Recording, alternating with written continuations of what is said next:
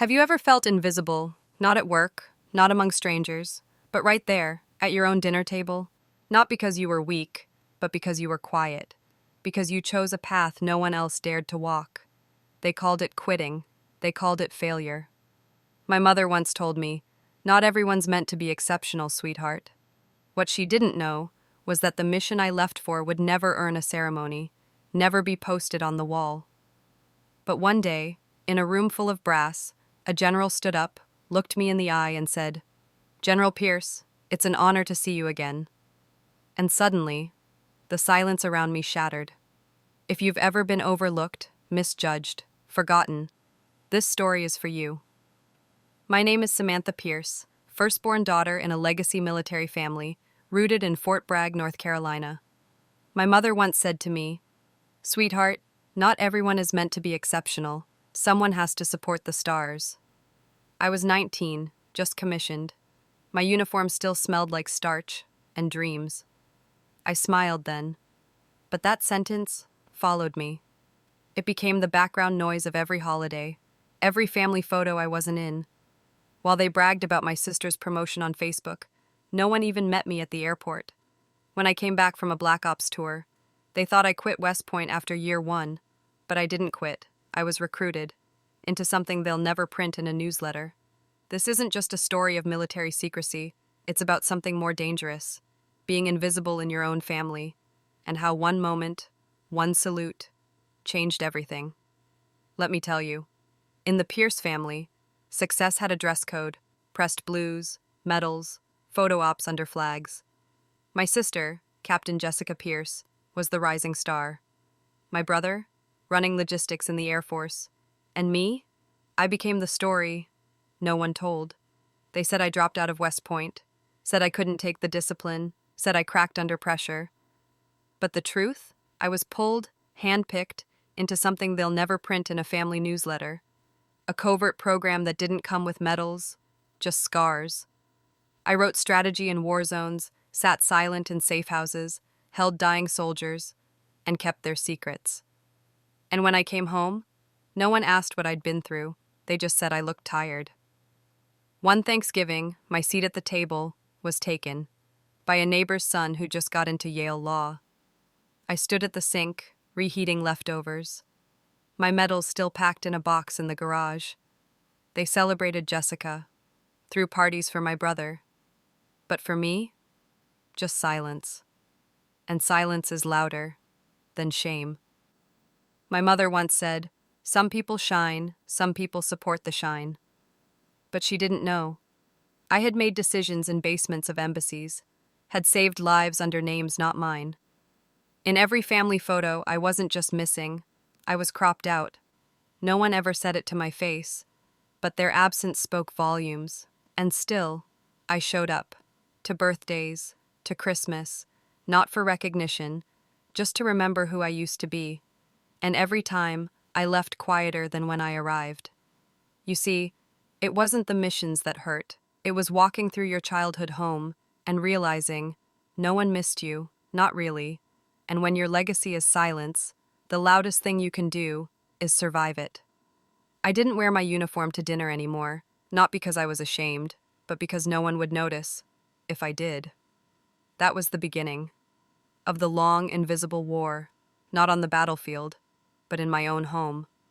When Jessica was getting promoted to lieutenant colonel, my mother called, not to say congratulations, not to say we'd love to have you, just come if you like, but don't wear anything weird.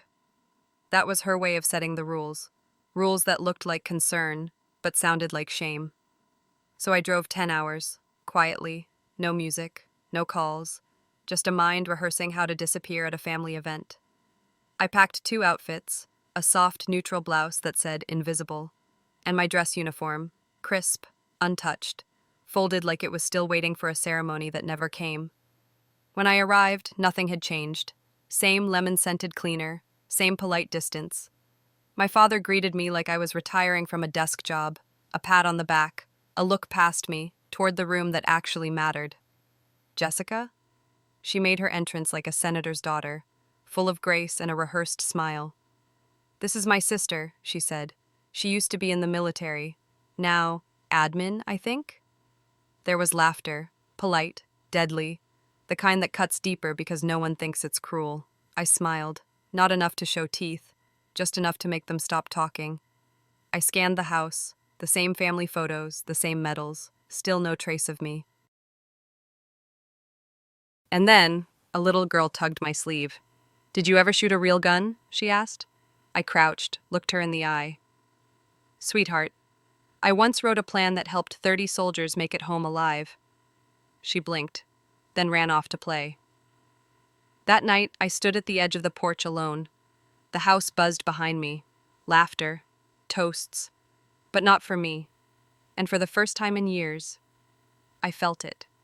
Not rejection, not shame, something colder. I was forgettable, and that was worse than being ignored. The promotion ceremony felt like theater. Rows of polished boots, folded chairs aligned by rank, and me, in the back. No nameplate, no nod, just a seat marked family, unassigned. Jessica walked onto the stage like it belonged to her.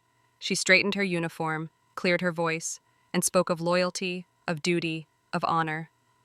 "Some people," she said, "walk away from responsibility and call it freedom." My chest tightened. That line, that one was meant for me. No one turned to look, but I could feel it, the weight of unsaid things. Then the doors opened, quietly, deliberately. General Stratton walked in, medals gleaming, presence undeniable. He scanned the room, until his eyes landed on me. He paused, stepped forward, and saluted. "General Pierce," he said, "it's an honor to see you again." The room stopped, like someone had cut the power. Jessica's voice faltered. Her note card trembled. The air shifted, and suddenly she wasn't the center of gravity anymore. All eyes turned. To me. Not out of pity, not out of confusion, but out of recognition. I stood slowly, returned the salute, not because I needed to, but because I refused to let a man who once trusted me with lives stand alone in that moment. From the corner of my eye, I saw my mother drop her glass. My father rose halfway, then sat back down, like trying to melt into his chair. In the row behind me, someone whispered, "Is that her? The ghost from Dagger?" Jessica tried to keep speaking, but her voice cracked.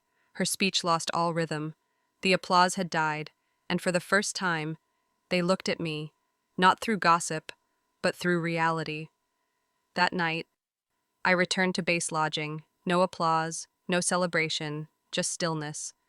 On my desk, a manila envelope, no name, no seal.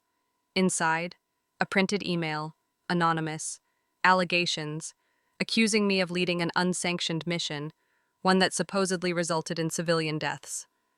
I scanned the wording. My hands didn't shake, but something deeper did. The language was too familiar. It mirrored a classified after-action report, a report only 3 people had ever seen: myself, 1 analyst, and Jessica. My sister hadn't just tried to outshine me, she had tried to erase me. My stomach churned, not from fear, but from a slow-burning kind of heartbreak. She knew what this meant. In our world, even a rumor could end a career. I didn't sleep that night, just stared at the ceiling, listening to a silence I now recognized as betrayal. And yet, I said nothing. Not yet. Because if she was willing to cross that line, I needed to know why. The next morning, I tucked the envelope into a locked drawer, pressed my uniform, and walked back into a world where shadows had names, and sometimes they shared your last one. Days later, the silence broke. A real breach. Operation Emberlight, one of my most classified missions, was leaked onto the dark web. And the trail? It led back to me, or more precisely, to a terminal that used to be assigned to me. The air turned thick, and suddenly eyes were watching, not just strangers, but the system itself. I was summoned to a secure room. General Stratton sat at the head of the table, his face unreadable. I didn't wait. "I want to lead the internal investigation," I said. He paused, studied me, then nodded. "Then you'll do it with full transparency," he replied, And that's when he assigned my task force. Not intelligence officers, not outside contractors, my family, my father, assigned to archive protocol. He still held advisory clearance. Jessica, given oversight on system access points. And my mother, pulled in to assist with forensic metadata. The irony? Perfect. We'd fought wars, seen death, stared down insurgents, but nothing prepared us for working together. There were no bullets in this war, just glances, just tension folded into silence. Our first meeting lasted 17 minutes. No one made eye contact. Jessica reported her findings with surgical coldness. My father read from a typed script. My mother watched us all like strangers. But I wasn't here to bond. I was here for one thing, the truth. It started with one anomaly, a misaligned log entry, tucked away in a backup file no one was supposed to check. I stayed up all night combing through digital dust, cross-referencing timestamps, tracing subnets, and then, there it was, a dormant Trojan, coded in 2017, slipped into a framework used during my deployment in Mosul. Back then, I'd clashed with a strategist named Ethan Gray. He advocated for aggressive strikes, even if civilian zones were nearby. I refused. I blocked the order, made enemies in quiet, powerful places. Apparently, one of them held a grudge, for years. Fast forward to now, Jessica's login credentials unknowingly triggered the Trojan, a single careless access point, just enough. Gray didn't even need her help, he just needed her access. Suddenly, I was in the line of fire. The leak, the breach, the whispers, all pointed back to me. Because that old Trojan was buried inside a system I'd once used, and someone made sure to wake it up at just the right time.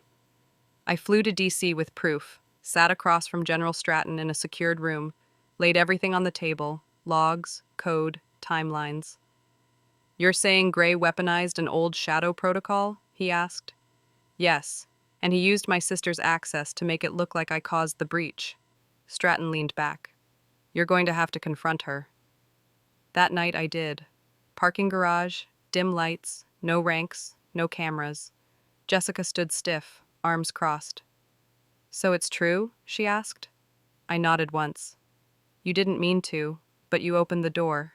She looked away. "I didn't know, I just..." Silence. Then, "You weren't supposed to win. You left. I stayed. I did everything right. And still, they talked about you more." That was it. Not sabotage, just decades of jealousy. I felt no anger, just clarity. I walked away, filed the final report, marked every source. For once, I didn't redact my name. I didn't hide behind code names or project IDs. I signed it clearly, General Samantha Pierce. 2 days later, Gray was arrested. Digital espionage, obstruction, targeted retaliation, his clearance revoked, his legacy burned. Jessica resigned quietly. No statements, no press. She left behind a single envelope, no apology, just a medal I thought I'd lost years ago. I stared at it for a long time, then put it back in the drawer. Because the recognition I needed didn't come from medals anymore. It came from truth. And this time, truth had my name on it. I wasn't invisible anymore. I was undeniable.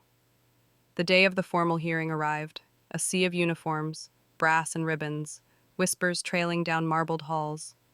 I wore mine for the first time, not in hiding, not undercover, just me, fully seen. As I stepped into the Pentagon's chamber, conversations paused. My boots echoed on the polished floor. General Stratton stood at the podium. He didn't say much, just facts. Evidence presented, Gray exposed, motive confirmed. And, he added, none of this would have surfaced without the work and integrity of General Samantha Pierce. He looked straight at me, and then he saluted, a real one, slow, deliberate. Around the room, officers followed, row by row, a ripple of recognition from those who once passed me in silence. Jessica was there, not in uniform, civilian clothes, small. She didn't meet my eyes, but her hands trembled. My father stood, quiet, unsure, then lifted his hand. One final salute, not as my superior, but as my father. That moment, it split time, before and after. The invisible daughter wasn't just seen, she was honored. After the ceremony, I walked past corridors where I'd once gone unnoticed. This time, they parted for me. And when I reached the exit, a young cadet stepped aside and said, "Ma'am, thank you. You gave us all someone to believe in." I paused, swallowed hard. "No," I said. "I just reminded them to believe in themselves." The Pentagon doors opened. Sunlight poured in. For the first time in years, I wasn't carrying shadows. I was walking in the light. And this time, the whole world saw it. Not because I demanded it, but because the truth has gravity. And when it finally lands, it shakes everything. Months passed. The world calmed down. Headlines moved on. Gray's trial faded from the spotlight. Jessica disappeared from DC, moved somewhere quieter. And me? I did something unexpected. I went home. Not to prove anything, not for ceremony, just to reclaim what was mine. The Pierce family dining table had seen decades of rigid rituals, birthdays turned briefings, holidays folded around someone's deployment. This time, it was mine. I sent out handwritten invitations, one to my father, one to my mother, one to Jessica. No titles, no ranks, just names. I cooked the meal myself, lemon herb chicken, garlic rolls, the exact dinner I'd begged for on my 16th birthday, the one they'd canceled last minute. As they arrived, they didn't quite know how to sit. Military formality dies hard, but I pulled out chairs, poured the wine, served with steady hands. We started slow, talking about weather, renovations, Jessica's dog. Then, I leaned forward. I didn't raise my voice, didn't accuse. I just told the truth. About Mosul, about the Trojan, about the silence I swallowed so they wouldn't worry, about how it felt to sit alone in airports while other soldiers were welcomed home. No one interrupted. My father stared at his plate. My mother's lip quivered. Jessica blinked hard, her hands clenched under the table. I reached into my folder, pulled out a printed copy of the anonymous email that almost destroyed my life. I slid it across the table to Jessica. "This isn't to punish you," I said. "It's a reminder. Words carry weight." She nodded. No excuses, just understanding. Later that night, as dishes clinked in the sink and the wine wore off, I reached for the old family camera. "Let's take a photo," I said. They hesitated, but gathered. No one stood in front. No one was cropped out. No one adjusted their medals. It wasn't perfect. But it was real. I stood at the head. For the first time, not as the quiet one, the lost one, the background story. I was the reason they gathered, the one who held the broken pieces and made something whole. That photo sits in my office now, framed, unfiltered, because some legacies aren't built by medals or missions, they're built by truth, and the courage to tell it, even when no one asks, even when no one claps, especially then. Today, I teach strategy to new recruits. I walk the halls I once tiptoed through, not as a shadow, but as a guide. Jessica? She sits in the front row, challenges me, respectfully, learns, grows. My father? He tells his golf buddies that I brief NATO units now. Doesn't always get the acronyms right, but he tries. My mother? She sends cards. Just 4 words. "Are you sleeping okay?" That's how healing looks sometimes. Not with big speeches, but with small consistencies, the kind you used to beg for, and now receive in silence. I don't need my name in a textbook, don't need standing ovations or medals I'll never wear. I just needed them to see me, not as the daughter who left, not as the disappointment, but as the woman who returned, stronger, wiser, whole. Because in war, and in life, the hardest wounds aren't always from bullets. They're from silence, from being unseen, from being dismissed. And surviving that, without growing bitter, that's the real battle. And I won it, not alone, but not waiting for validation either. So if you've ever felt invisible, in your career, your family, your life, I want you to know, you are not alone, and your silence does not erase your strength. Sometimes your quiet is the loudest proof of who you are, and one day, when it matters most, the world will see you. So stand tall, show up, keep going, and if this story stirred something in you, share it, like it, send it to someone who needs to be reminded of their worth. Subscribe to this channel if you believe in stories that don't need explosions to be powerful. Stories about healing, redemption, and quiet strength. I'm General Samantha Pierce, and this was my story. Thank you for listening.